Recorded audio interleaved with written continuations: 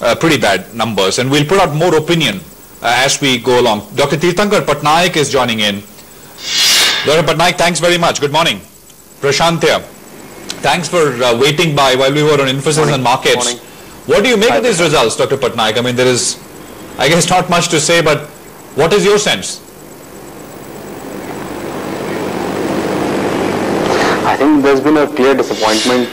Infy has behaved pretty much how it had behaved over the last 6 to 7 quarters, barring the last one where you saw a step function move, but on the upper side. I think market expectations of around 10 to 13%, and most analysts having made their guidance for made their numbers for FY14 at roughly 14%, are sure to downgrade the numbers just now. So Infy coming in lower, falling about 15-16% today will actually translate into IT numbers being downgraded across the street, across stocks going forward. So not a pretty picture rightly on for the IT space right now. No, so do you think this is very Infy specific issue?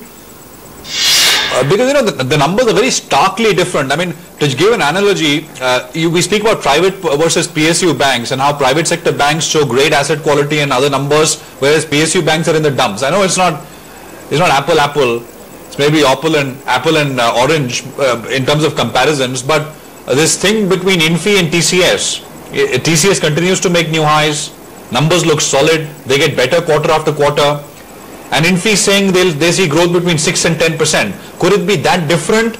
I mean, it may well might be, but do you think people will get wary, especially in the environment we are in?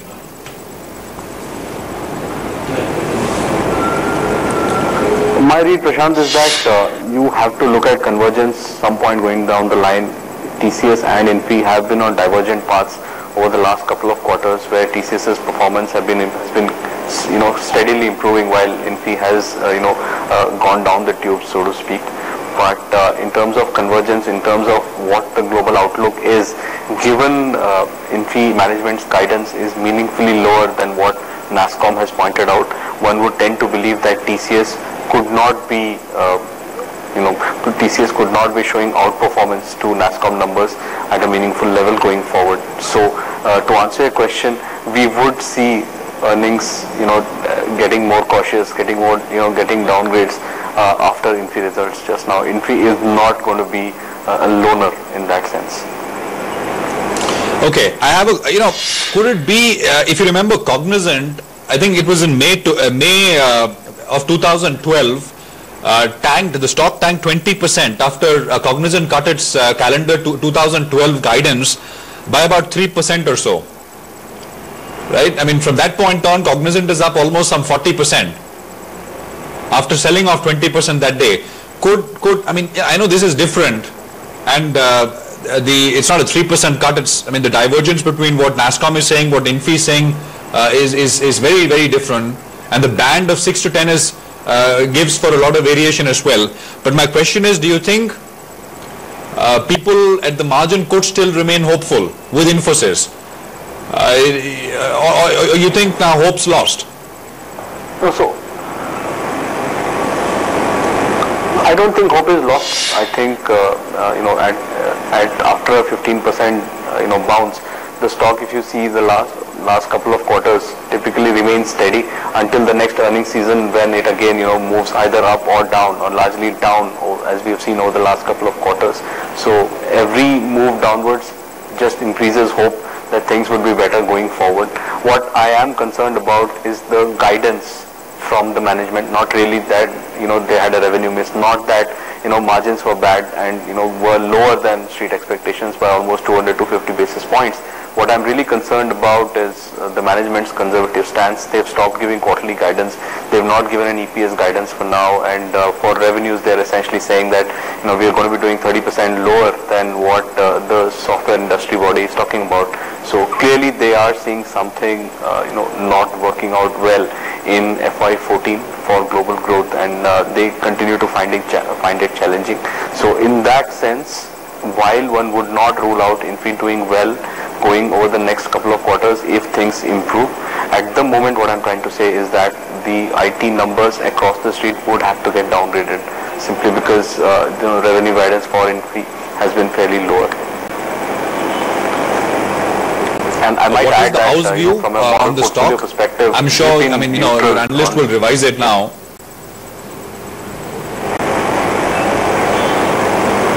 So we have a buy on Infy, we have a target price north of 3,000. So, we were expecting about 12% guidance, and 6 to 10% has clearly taken us by a negative surprise. From a portfolio perspective, we are neutral on the IT space with a fair underweight on Infy. We are underweight by about 300 odd basis points. We have an overweight on TCS. We see no reason to change that just now. Neither do we see any reason to change our neutral stance on the IT sector. We believe that while things could move in the US, and therefore if US numbers continue to come out well, volume growth, which has been one big question mark for the IT space, would come in. Secondly, on the INR, we do not believe the INR will strengthen going forward, although that's pretty much a consensus view now. But what we're trying to say is that INR is likely to remain a support for the IT space going forward in terms of rupee revenues. And thirdly, from a macro perspective, one would tend to take portfolio stance away from the domestic economy to global cyclicals, global stocks, global sectors, simply given the macro overhang that we're having. So today's IIP numbers, what happens with trade numbers, are we going to see a downgrade going forward?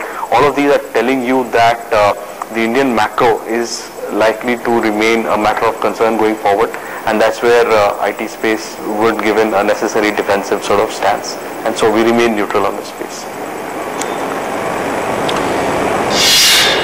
So, okay, no, I got that. I just want to come back to the Infosys stock. I mean, so now I think it's trading at what? About 14 odd times earnings? Should be around 13 and a half to 14 times, yes. 13 and a half, 14 odd times or so. Do you think it can do another 10-15%? Yeah. It can do another 10-15% on the downside. So this is, it's down 16 already. You think some more, things may not remain rotten forever, nothing does. So in time it may pick up, but for over the next couple of days, maybe there's 10-15% more. You think that's possible? Unlikely, Prashant. If I see the performance of the stock over the last couple of quarters, what you've seen is whatever action happens pretty much on the day of the results. The stock either tanks or zooms up, as we've seen in the last quarter, and remains largely steady going forward. So in other words, we will not expect the stock to continue the damage going forward. There's a fair amount of short covering also going to be happening from the F&O side. A lot of people were expecting the performance to be better, and there was as our derivative analysts have pointed out, there was a fair amount of call writing at even 3200 levels that was used to fund the 3100 calls buying. So people were essentially playing 3100 to 3200 sort of calls, and that short covering is going to limit the damage. And going forward, we don't believe the stock will tank for much more. It will stabilize around 2400 levels, probably 2350 levels at the bottom, really. Okay, Pankaj is joining in. Dr. Prannaik, stay with us. I'm going to come back to you on markets, and I want your thoughts on IIP, CPI, etc. Which one of the two is more important now? At least today's data. Pankaj, what are brokers saying about Infy? But Prashant, these are initial reactions coming in from some of the top brokers. Let's first start with Kotak on Infosys. Very, very disappointing operating set of results. They expect the sharp correction in Infosys to continue. Other stocks, that is the other IT stocks, probably can also correct. They remain with their cautious view on Infosys, and extremely disappointing guidance is what they are saying after reading into the first take of Infosys results. The next one is Macquarie. They are putting out a number saying that Infosys may find support at around 2,500 odd levels. Company has missed the guidance by a wide margin. Don't extrapolate similar results to come in for names like TCS and HCL Tech. So they are suggesting that they may go on a different spree of growth. Even though Infosys are disappointed, they can outperform. The next one is Nomura. Looking in firstly at the guidance, they are saying that wide range of the guidance does not inspire confidence of beating the guidance. The guidance range should have been lower, and that would probably give them confidence that they could achieve that number. But looking in at a 6 to 10% sort of a number, they believe that it's a very wide range, and probably they're not really confident of beating the guidance. The next one is Barclays. Bharatosh has written a note there. He's saying that they expect the stock to collapse today, even after the fall that you've seen today. The next zone for trading of Infosys can be about 21.50. You were just talking about the PE multiples. They are saying that the stock can go to a range of 12 to 13 times PE, which on a 165 rupees estimate of FY14 gives them a range of about 2,000 to 2,100. Motilal Oswal saying that Infosys numbers are below estimates on all counts. They are waiting further clarity on the EPS guidance, whether it's suspended, not given this time. Maybe they give in the press conference. So these are some things that they are waiting for. And IDFC Hitesh Shah is saying that they expect the stock to trade around 2,500 to 2,700 range. Recommend buying into weakness in this particular range. Most of the incremental growth during this quarter was driven by Lodestone, and that was the big disappointment. All right, Pankaj. I mean, that's a long list, and we'll put out more in a bit. Pankaj, what we should also do is put out a valuation comparison 1 year forward, and we'll have that up. We'll have the data up shortly. At least the large four: Infy, TCS, Wipro, and HCL Tech, and we'll have Pankaj back on that in a bit. Dr. Patnaik, let's talk about the market. So you have IIP and inflation numbers as well, CPI that is. What is your sense there? Yes. I mean, CPI hard to predict. The data numbers are fairly, there's no time series really.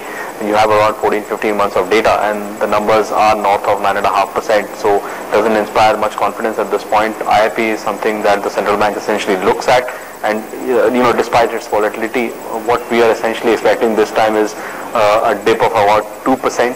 So that comes on the back of 8 core industries showing a dip of around 2 or 2.5%, and they comprise about 38 to 40% of the overall index. So after the 2.4% plus number that we saw in Jan, February numbers are likely to be muted. What's interesting is that February numbers were showing that the IIP might have moved out, might have turned the tide after the last 7-8 months of downtrend. We don't believe that's happening right now. So IIP numbers are clearly a matter of concern. There was talk about a revival on the macro front, and these are not numbers that one would like to see at this point in that sense. Yeah.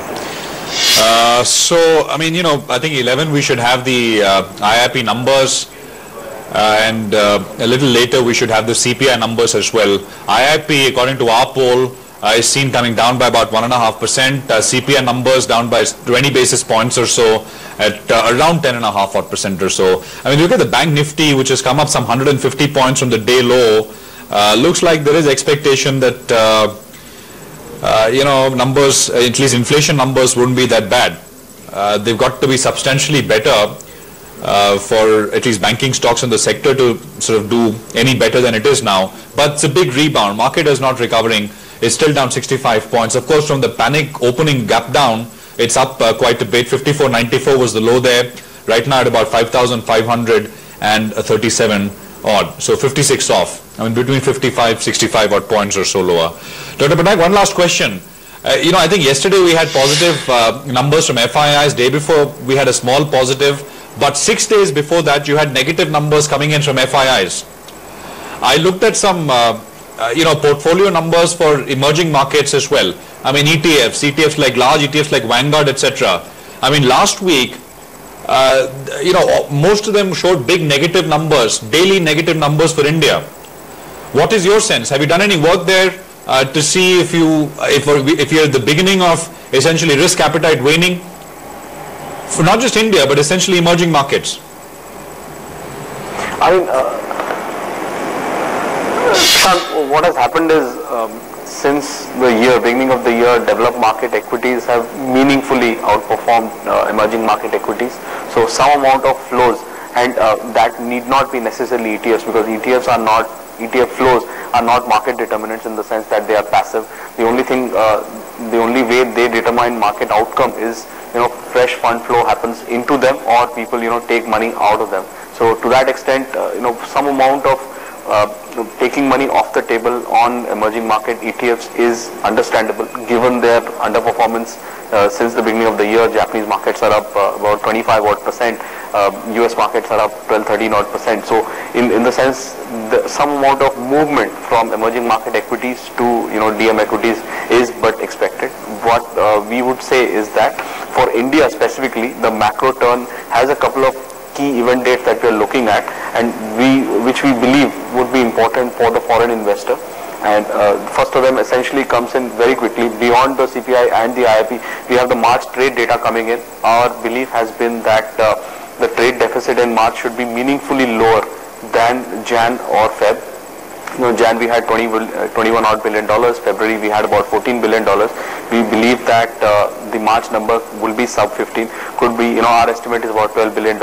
That's essentially because of crude coming down. So on exports, frankly, the current account deficit, on exports, frankly, the current account deficit overall for Jan to March should be meaningfully better. So that's one thing that we would point out to foreign investors. Second thing is, of course, India's credit rating starts today.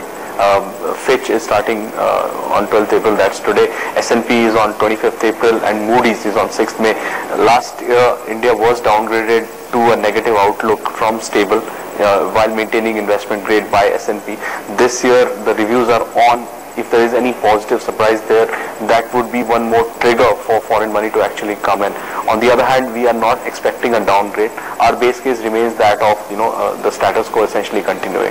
So those are the key triggers that we would see from the FIIs, other than the earnings season. Earnings season, of course, we expect it to be a fairly muted earnings season. We are expecting Sensex XOIL numbers to be down about 2.5%. But from the macro perspective, beyond GDP, what's happening right now is what happens with trade data, because that leads you to your current account deficit number, and secondly, what happens with the credit rating. So for us, those are the key data points that we are essentially looking at now. All right, Dr. Patnaik, thanks very much for your time.